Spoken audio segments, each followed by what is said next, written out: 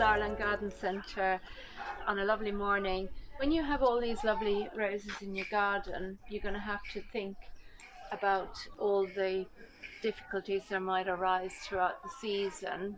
Earlier on in the season, when you got this lovely fresh new growth, you will get green fly because they like the soft growth on your roses. And at that stage, rather than resorting to using any spray, you can just get a jet of water when you're watering and just hit it on the point where you see the aphid just to wash it off.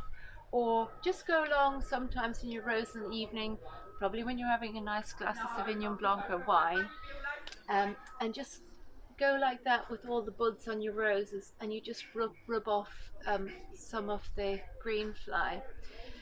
I'm not that bothered, to be quite honest, if there's a little bit of green fly on my roses, because obviously green fly are part of the food chain and that encourages birds into your garden. So you don't have to be squeaky clean all the time. In effect, when you've got a lovely, healthy, large, bushy rose, there's enough for you to pick flowers and enjoy them, and there's enough for all the bugs as well. So you don't have to worry too much if you see some bugs on your roses. It's only really in instances where you think there's an overwhelming amount of infestation. And really, very often, the real problem is actually that it might be telling you something, that your rose needs some food. So when your roses have got infestation, the first two things to think about, first of all, are you watering enough? And secondly, are you actually feeding enough? Because generally, if you're feeding and watering really well, you develop a very healthy plant, and this goes for all plants. So in general, a healthy rose, well fed, means that there's less susceptibility and it's not going to actually to succumb to any pests or diseases. In terms of other methods you can use for bugs and aphids on your roses, I would highly recommend organic unpasteurized milk. There's been a lot of research on this, and when you spray the milk on your roses, the milk has got sugars in it. Soft-bodied insects like greenfly haven't got a pancreas, and so therefore the sugar in the milk is a poison for the bugs.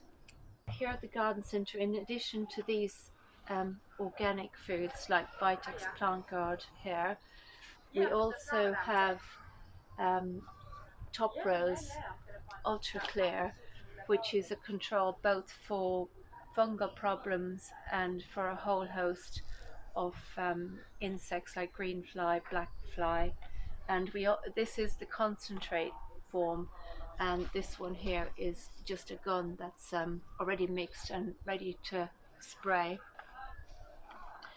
Now I would just like to mention a little bit about fungal problems. The most usual one that people are familiar with would be black spot. I think I have a rose here with just a little hint I can show you. So if you look at that leaf there, you can see those little black spotting marks, and that is a black spot on the rose. Something that you may not be quite as familiar with is downy mildew. A lot of people mistake that for black spot, but the difference is the downy mildew is in larger patches, and if you look closer, it looks a little bit more purple than black, and it's not rounded like the black spot. It's in these sort of drifts within the rose. We haven't got an example of it, but another disease is powdery mildew, and you recognize that because it's just like a white powder marking on the leaves itself. And these products here will actually fight black spot mildew and a whole host of other diseases. We don't have any roses with rust either. Rust is another common disease. It It's more on, it's really on the old-fashioned roses that don't repeat flower that rust tends to be a problem. On most of the modern roses bred today, like this one here from Harkness, you won't get rust problems, but you may see it on very wet seasons with your old roses.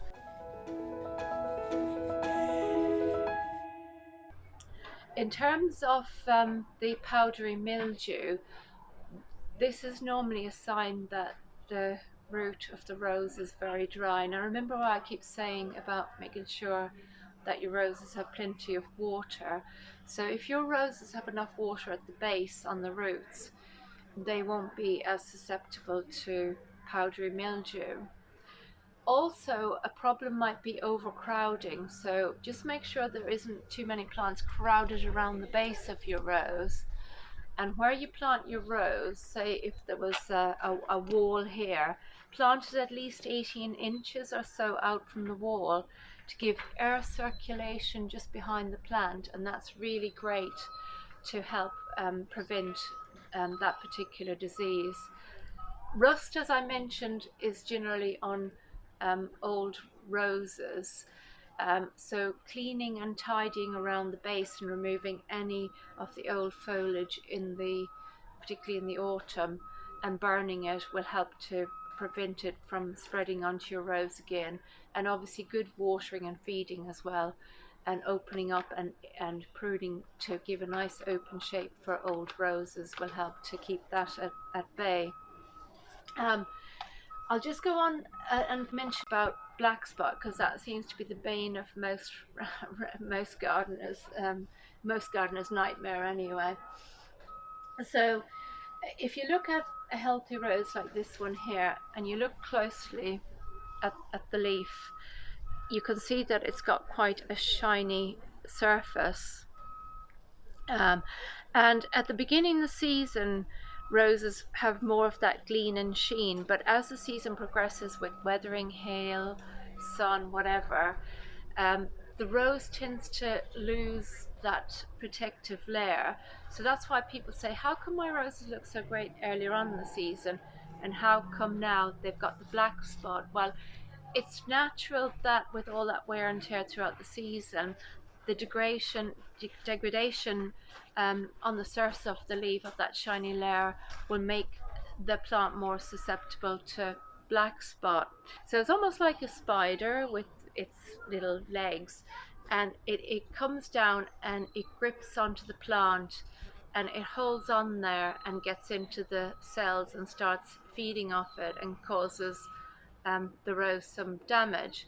You'll only get black spot on your rose if there's water on the petal for 8 hours or more and it's warm weather. So if it's wet and cold, you won't get it, but if it's really wet and warm and the water is on the leaf for a period of time, you're going to get black spot. On these sort of warmer summer nights, I would say water your rose early in the morning and try as much as possible not to wet the foliage when we have warm weather. And the morning is more of an advantage than the evening time, because if you wet the leaves and it's warm and it's on there the whole night, that's going to cause more black spot. However, if you water early on in the morning, all the water hopefully will have dissipated and gone away, and the plant and the sun will have dried out the leaves, so the rose isn't going to be wet and is susceptible to black spot. After some heavy rains, I often go around and fluff my roses up and just kind of give them a good old shake like that as well, just to help to remove the water from the leaves, and that helps in addition to get rid of the black spot on the foliage. In terms of organic methods to control black spot, oddly enough, the milk works again because it helps to form that shiny layer on the rose that helps to protect and stop the rose from actually being infested with the black spot. However, in general, over a period of time, roses will gather up all these spores in the soil, and infestations may possibly build. So in effect, I always start my rose calendar, my rose year, in the autumn, when my rose is going into dormancy. And the reason I do that is because with all that infestation, there's going to be spores in the soil and spores on the actual stems of the rose itself. So the time of the year to break the cycle of infestation is actually to commence in the autumn.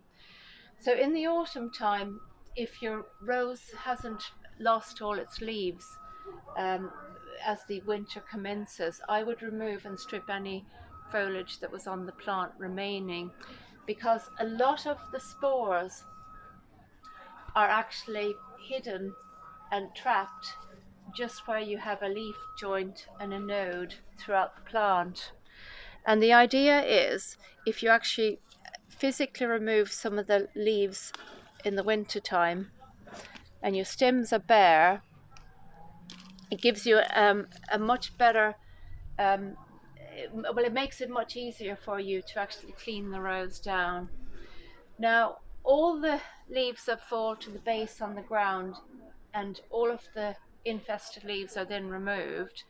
At this point, I would actually use a winter wash. Now again, it depends on whether you're an organic gardener like me or whether you want to use some of these other chemicals here. But my recommendation is to wash the whole plant. Make sure you get in these nooks and crannies and wash the whole thing down, and that will prevent any of the spores from reinfesting the rose the following season. It's also very important to think about the soil, to remove any of the old soil and any of the leaves from around the whole base of the plant. When it rains, you're going to get a certain amount of splashback, where when the soil gets wet, it splashes the spores and the disease back to the rose again. So it is vitally important at this point to use a very thick layer, at least 4 or 5 inches of farmyard manure, horse manure, or some sort of organic manure at the base of your plant. So what this does is it helps to break that cycle of disease. When it rains and the water splashes back on the rose, the likelihood of that disease reinfesting your plant is greatly reduced. Bear in mind as well that all that organic goodness that you add to the soil in the autumn winter time gets broken down over the winter time by all the beneficial microbes and the worms in the soil. And what that amounts to is moisture retention, and it amounts to extra feed. So we're getting back to this thing where we're adding more water, more nutrients, and therefore ensuring that our plants, just like a human being, when we're run down, we're susceptible to all these diseases, but when we're nice and healthy, we don't succumb to disease. Just like, and your plants are just the same. If you liked this video, please like, follow us and share. Oh, it's beautiful. I can smell the honey.